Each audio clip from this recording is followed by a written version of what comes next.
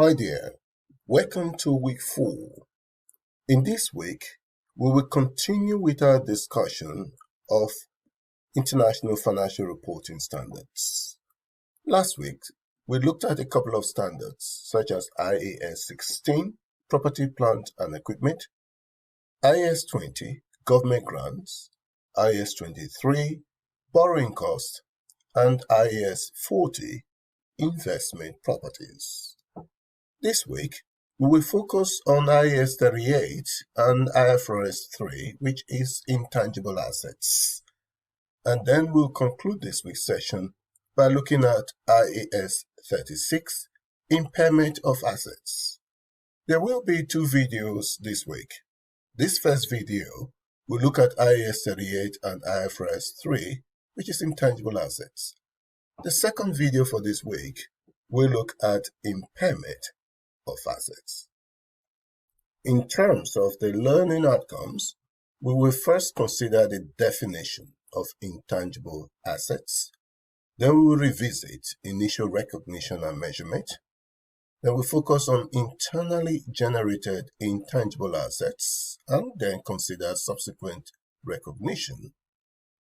Then we'll look at amortization and disclosure of intangible assets. We conclude by focusing on goodwill.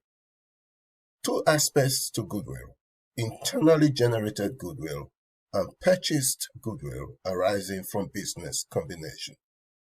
Internally generated goodwill is addressed by IAS 38 and purchased goodwill is addressed in IFRS 3. Definition of intangible assets. IAS 38 defines an intangible asset as an identifiable non-monetary asset without physical substance. It means they cannot be touched, you can't feel them. Things like software, patent royalties, brand name, these are identifiable non-monetary assets without physical substance. An asset is identifiable when such an asset arises from legal rights such as contracts or law, or when it is separable. An asset is separable if it is capable of being separated or divided from the entity and sold, transferred, licensed, rented, or exchanged without selling off the business. Monetary assets, of course, are defined as money held and assets to be received in fixed or determinable amounts of money. The main characteristics of intangible assets are that they are without physical substance, often exclusive rights or privileges attached to them, and they have useful life, which is often difficult to determine. And finally, they usually acquired for operational use. Initial recognition. An item is recognized as an intangible asset only if it meets the definition of an intangible asset. And 1, it is probable that the future economic benefits attributable to that item will flow to the entity. And 2, the cost of the item can be measured reliably. You can see this is exactly the same criteria as we used under IAS 16 for property, plant, and equipment. Intangible assets should always be measured initially at cost. Examples of intangible assets are brands, goodwill, knowledge or know-how, trademarks, patent royalties, software. Most intangible assets are generated internally, and a few of them are purchased. So focusing on internally generated intangibles, this can be split into research and development phase and the development phase. They can be split into the research phase and the development phase. Research is defined as original and planned investigation undertaken with the prospect of gaining new scientific or technical knowledge and understanding. Now, here there is no certain benefit. It is not probable that future economic benefit will flow from research expenditure. As such, research expenditures will be written off to profit and loss and will not be treated as asset because it does not meet the recognition criteria. Development expenditure, on the other hand, is defined as the application of research findings or other knowledge to a plan or design for the production of new or substantially improved materials, devices, products, processes, systems or services before the start of commercial production or before they are used. So in this instance, we have gone beyond the research phase, and this is the application of the research. Again, normally, such development expenditure will be expensed and not recognized as asset. However, if such development expenditure meet certain criteria, then they may be recognized as asset. Let us look at the criteria for recognition as an asset. Paragraph 57 of IAS 38 gives a test for deciding if an expenditure is research, in other words, we write it off, or is development expenditure that can be treated as asset. So normally development expenditure is also written off as an expense. However, you can treat it as an asset if certain criteria are satisfied. To remember the criteria, you can use the mnemonic RATPI. R stands for resources. That means resources are adequate to complete the project. So we are sure that we've got enough resources to complete the project. A for RATPI stands for ability. In other words, the entity has the ability to use or sell the asset. T stands for technical feasibility. In other words, it is technically feasible that the project will be completed by the entity. P stands for probable. Again, more likely than not, which means there is probable economic benefit which is expected from that project. In other words, the project is expected to be profitable. I stands for intention. So the entity intends to complete the project, so it will not be abandoned partway through. And finally, E stands for expenditure. The expenditure on that project can be reliably measured. If all of these criteria are satisfied, then the development expenditure can be treated as asset. If not, it will be expense, just like research expenditure. An intangible asset may be acquired by an entity individually.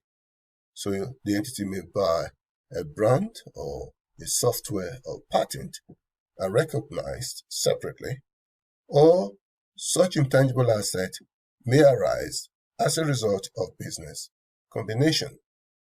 In this case, we have, for example, goodwill, where a company buys control or obtains control of another company and pays more than the fair value of that company. Initial measurement. To all intents and purposes, the initial measurement is exactly the same as under IAS 16. Intangible asset is initially measured at cost. Cost being the production or purchase cost plus any import duties or irredeemable purchase taxes less trade discount. The second component is the directly attributable costs of bringing that asset into current condition for its intended use. And thirdly, any present value of estimated cost of decommissioning, precisely the same as we have discussed under IAS 16. In terms of purchased goodwill, you may have a positive goodwill or a negative goodwill. A positive goodwill arises when we pay more for the fair value of the identifiable assets and liabilities. So if we pay 10 million, for example, and the assets and liabilities of that business we purchased, they have a net fair value of 9 million, it means we have paid 1 million in excess of the fair value. That is purchased goodwill, which is recognized as an asset. On the other hand, we may pay only 7 million for an asset, for a company that has fair value of assets and liability that is worth 9 million. So we are paying 2 million less. In this case, we have a negative goodwill. If such negative goodwill arises on the business combination, it is good to first check that the amount we paid, the calculation of the amount we paid is correct, and the calculation of the fair value of assets and liabilities are also correct. If they are not correct, then of course, we will correct them straight away. But if they are correct and we still have negative goodwill, that will be recognized as income immediately in the profit or loss. In terms of the cost of an asset, we normally add directly attributable cost to them, but not for purchase goodwill. When we calculate the cost for purchase goodwill, we simply take the purchase price less any fair value of assets and liabilities in the business purchase. So any other cost incurred will be written off straight away for goodwill.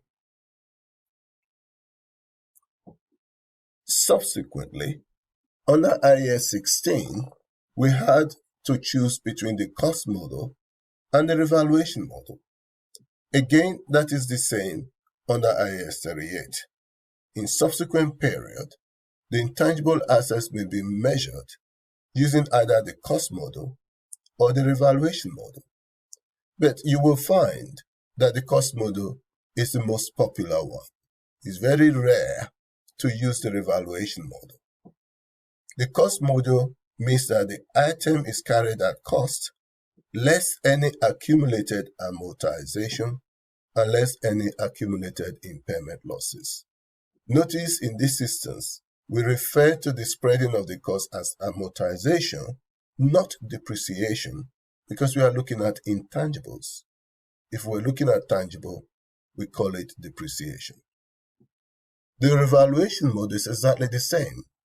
The asset or intangible asset is carried at fair value at the date of revaluation, less any subsequent accumulated amortization, less any subsequent accumulated impairment losses. As I said, the revaluation model can only be used very rarely. It's not very common because it cannot be used unless there is an active market for the intangible asset concerned. It is difficult to find such an active market. So what is an active market? As I said, the revaluation model is rarely used. So the default accounting policy is always mostly historical cost, not the revaluation model. However, it is possible to value an intangible assets upwards only by reference to a market value in an active market. Under paragraph 8 of IAS 38, a active market is defined as a market where the items traded in the market are homogeneous. Homogeneous simply means they are alike in all material aspects, so they are similar. Now, most intangible assets are not similar. They are unique. This is why mostly fair value is not used, because it's difficult to find items traded in the market that are homogeneous. And there should be willing buyers and sellers, which can normally be found at any given time, and the prices are available to the public. If you have all that three, then we have an active market. Only on that condition can an intangible be stated at revalued amount.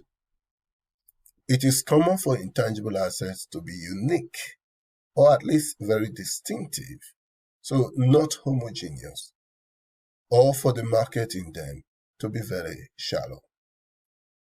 Active markets in intangible are therefore very rare. So it is rare for intangibles to be revalued upwards. In terms of goodwill arising from business combination, in other words, purchase goodwill, this is unique. There is no active market for purchase goodwill. Therefore, purchase goodwill will always be valued at cost, never revalued upwards. If there is an active market and therefore revaluation model is used, we need to account for the revaluation gain or losses in just the same way as we accounted for revaluation gains and losses under IAS 16, property, plant, and equipment. If there is a revaluation gain for the first time, it will be taken to other comprehensive income and shown as a separate component in the statement of changes in equity. It is not shown in the profit or loss. Of course, the exception also applies. If the asset was previously revalued at a loss, that loss would have gone into profit or loss. So if we now revalue it at a gain, then part of the gain will offset the loss in the profit and loss. Only the excess gain will be taken to other comprehensive income. The reverse is the case for revaluation loss, where there is a downward revaluation. For the first time, the loss will be taken to profit or loss. However, if it is a subsequent revaluation that had a gain before, then part of that loss will go into other comprehensive income to offset that gain, and only the excess loss will go into profit and loss account. This principle was well established last week when we looked at IAS 16, property, plant, and equipment. Principle is exactly the same. Amortization. Again, when we refer to intangible asset, the process of spreading the cost over the useful life is known as amortization, whereas the process of spreading the cost of tangible, non-current asset, is depreciation. So it's exactly the same, it's just that the naming convention is different. For intangible assets with a definite, a known life, so if we know what the useful life is, either 20 years, 10 years, such as patents, the depreciable amount is amortized over that useful life. Of course, the depreciable amount is the cost less the residual value. In terms of intangible, there's virtually zero residual value. So oftentimes the cost is amortized over the useful life. For intangible assets with an indefinite life, unknown life, we're not quite sure how long this will be, such as purchase goodwill, there is no amortization. This is why purchase goodwill is never amortized. Instead, every year we test it for impairment. In the next video, we will look at how to undertake that impairment testing. All intangible assets have a finite or limited useful life, and therefore they are amortized. In terms of the residual value, let me reiterate, for an intangible asset with a finite useful life, it is always assumed that the residual value is zero, unless there is a third party that is committed to buy the asset at the end of its useful life, or perhaps there is an active market for that asset, and its residual value can therefore be determined by reference to that active market. What are the methods of amortization? Well, the entity should choose a method that closely match the pattern of usage. Again, this was similar to what we discussed under IAS 16.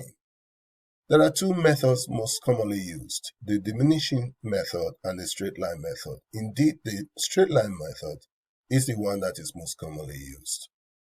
If the assets usage pattern cannot be estimated reliably, then you simply use the straight line method.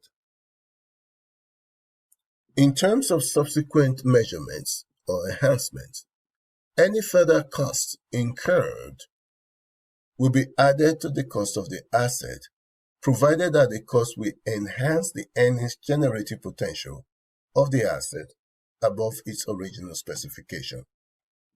Example of such costs would be upgrade of some software cost, such that it is now more able to generate more revenues than previously estimated for as its performance. All other costs, e.g. repairs of hardware or renewals, must be expensed immediately. Review of residual values, useful lives, and amortization method. The residual value and useful life of an intangible asset should be reviewed at least at the end of each financial year. Now, if upon the review there's a difference in expectation, then the useful lives or the residual value will be revised in accordance with the differences in expectation. Such revision will bring about some change in the value, and that change is treated as a change in accounting estimate and accounted for prospectively rather than retrospectively. Similarly, the amortization method should also be reviewed to ensure that the pattern of usage is still valid. Where there is a change in usage pattern, the amortization method should also change to reflect the new usage pattern. And again, the change in method is a change in accounting estimate in accordance with IAS 8 and accounted for prospectively. In terms of the main disclosure requirements of IAS 38, for each class of intangible assets, the entity must distinguish between internally generated assets and others, and then disclose whether the useful lives are indefinite or finite. If the useful lives are finite, the useful lives or amortization rates must be disclosed. The amortization methods used also must be disclosed. The entity must disclose the gross carrying amount and accumulated amortization at the beginning as well as the end of the accounting period. The line item in the statement of comprehensive income in which amortization is included must be disclosed. And finally, there must be a reconciliation of the carrying amount at the beginning as well as the end of the period. This reconciliation must show any additions during the period, disposals, any revaluation increases or decreases, any amortizations, impairment losses, together with any other movements during the period. Now let us focus on goodwill. Goodwill is treated specially because this is dealt with separately by IFRS 3. Depends on the type of goodwill. Usually, you have internally generated goodwill. So, for example, if a business is running, all the items that cannot be individually identified or separately recognized are altogether known as goodwill. So this goodwill arises through the operation of a business. Alternatively, the goodwill may be purchased by reason of a business combination. If the goodwill arises internally due to the operation of the business, that is dealt with under IAS 38. If the goodwill is purchased as a result of business combination, that is dealt with under IFRS 3, business combinations. Goodwill may arise from factors such as an entity's good reputation and strong customer relationships. However, it is very difficult to measure reliably internally generated goodwill because the value changes quite frequently. Because of this, IAS 38 forbids internally generated goodwill from being recognized as an asset. On the other hand, if the goodwill arises as a result of business purchases or business combination, then that goodwill must be recognized as asset under IFRS 3 business combination. Let's focus on that now. IFRS 3 business combination. We will discuss this further later in the term when we start looking at group accounts. But the standard defines goodwill as an asset representing the future economic benefits arising from assets acquired in a business combination that are not individually identified or separately recognized. If you can identify a brand, then it becomes brand name. If you can identify any intangible separately, they will be shown separately. But those that cannot be identified and for which the entity has paid more than the fair value of the assets and liability, then that must be shown as goodwill arising on business combination. When a business combination occurs, then we only recognize this goodwill if the entity acquires control of that business. So control may be obtained by acquiring more than 50% of the equity, or maybe perhaps the entity has the right to control the operating capacity, the operating capability of the new entity, or to appoint directors or remove those who have control. Goodwill acquired in a business combination will be recognized as an asset, but it will be measured initially at cost and stay measured at cost. It can never be measured at fair value. Always at cost. There is no amortization, but at the end of each year, there will be an annual impairment testing to see if the cost had fallen in value. The cost of the goodwill itself is equal to the excess of the cost of the business combination over the net fair value of the identifiable assets and liabilities which have been acquired. So you deduct from the cost the fair value of assets and liability. If the cost is more, you have a positive goodwill. If we pay less, then we have a negative goodwill. So here is the example. Goodwill arises where we have the purchase consideration minus the fair value of the assets and liabilities acquired. If we pay more than this,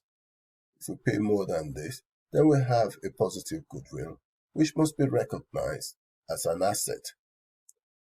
Whereas if we pay less than this, then we have a negative goodwill, and that negative goodwill must be recognized as income. It's not a negative asset. You basically credit that to income statement. But first, you have to test to make sure that this is correct and that is correct. That is what the standard requires. Negative goodwill would seem to arise if the cost of a business combination, which is this one, is less than the net fair value of the identifiable assets and liabilities acquired. So we are paying less for the fair value. Now, this situation could arise in one of two ways. Either the determination, there is an error in the purchase price, or there's an error in the fair value calculation. So in that case, we will have to correct the error and recalculate it. If it is still negative, then maybe perhaps we are able to bargain. So it's a bargain purchase. If it's a bargain purchase, we simply recognize it as income in the year of acquisition. So the cost of the business combination and the fair values of the identifiable assets and liability should be reassessed if there is an error. After the reassessment, any negative goodwill which remains after that reassessment should be treated as income and included in the acquirer's profit. We'll be trying this when we come to group accounts, and then the full meaning will really be made clear then. In subsequent periods, goodwill acquired in a business combination should not be amortized, never amortized, and again should not be stated at revalued amount. It will be left at cost. The initial cost will remain. So that goodwill should be measured at cost, less any accumulated impairment losses. There is no accumulated amortization because it is not amortized. You test it annually for impairment. If there is an impairment loss, that simply reduces the cost. Broadly, impairment occurs when the asset's value falls below the carrying amount. We're going to look into this in the next video. Goodwill should be tested always for impairment every year. So it's a requirement to test it annually. That really concludes our intangible. But in terms of disclosure regarding goodwill only, IFRS 3 requires that there should be a reconciliation of the carrying amount of goodwill at the beginning and end of the period, showing any additions, any disposals, any impairment losses, and any other movements. The amount of any negative goodwill which has been included in the profit or loss, and a line item in the statement of comprehensive income in which this negative goodwill is included must also be disclosed. This concludes our first video for this week, which looks at intangible assets. In summary, IAS 38 is the main standard that deals with intangible assets. IFRS 3 business combination deals with purchased goodwill only. Under IAS 38, all internally generated intangibles can be classified as research or development expenditure. In terms of research expenditure, they are normally written off because it is not easy, it's difficult to assess any future economic benefit arising from research expenditure. Development expenditure are also written off. However, they can be treated as asset if they meet certain criteria. Remember that criteria by using the mnemonic RAT-PAR. In terms of internally generated goodwill, these are never recognized because they are subjective and they move up and down, and therefore it is difficult to access their value reliably. They are never recognized. However, for purchased goodwill under IFRS 3, this will be recognized at cost. They are never amortized. Instead, they are subject to annual impairment testing. And you never use fair value for purchased goodwill. In terms of other intangibles, you only recognize them at fair value if there is an active market for such intangibles. And it is difficult, it is quite rare to find an active market, given that intangibles are normally unique and not homogeneous. This concludes this session of our consideration of intangibles. In the next video, we will look at impairment of assets under IAS 36. Thank you for listening, and I'll see you soon. Take care and stay safe.